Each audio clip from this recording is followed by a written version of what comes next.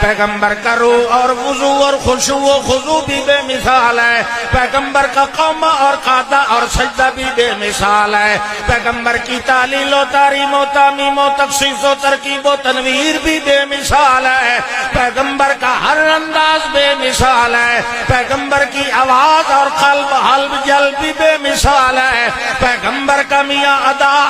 ردا بھی بے مثال ہے، پیغمبر کا ادائے قرض بھی بے مثال ہے، شفائے مرض بھی بے مثال ہے، طول و عرض بھی بے مثال ہے، پیغمبر کی تبلیغ بھی بے مثال ہے، پیغمبر کی حکمت اور نعمت اور لقمہ بھی بے مثال ہے، پیغمبر کا وفرہ جمعہ لمہ لمہ سب سنت امت بھی بے مثال ہے، پیغمبر کا وعظ بھی بے مثال ہے، پیغمبر کا لیل و نہار بھی بے مثال ہے، پیغمبر کا دور و ادوار و طور و اطوار بھی بے مثال ہے، پیغمبر کا سر و اسرار بھی بے مثال ہے، پیغمبر کا انکار و اقرار بھی بے مثال ہے، پیغمبر کا غصہ اور پیار بھی بے مثال ہے، پیغمبر سارا بے مثال ہے، قرآن سارا بے مثال ہے۔ اللہ کہتے ہیں ہم نے بے مثال سینے کے اوپر بے مثال کلام نازل کیا ہے، جس طرح ہماری کلام بے مثال ہے ہمارا بھیجا ہوا امام بھی بے مثال ہے۔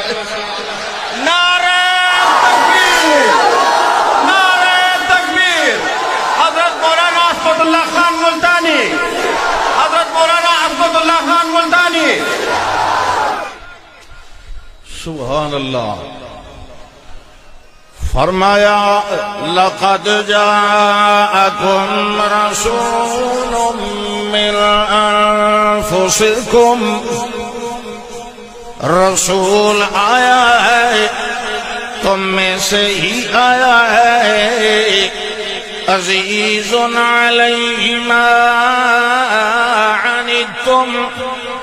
جو چیز تمہیں مشقت میں ڈالے اس کو گوارا نہیں ہوتی ہے، حریص علیکم، تمہاری نجات کے لیے شدید تمنا رکھنے والا ہے، ہدایت کے لیے شدید آرزو رکھنے والا ہے۔ اللہ کہتے ہیں بالمؤمنین، اور جو ماننے والے ہیں ان کے لیے تو بہت مہربان اور رؤوف و رحیم ہے۔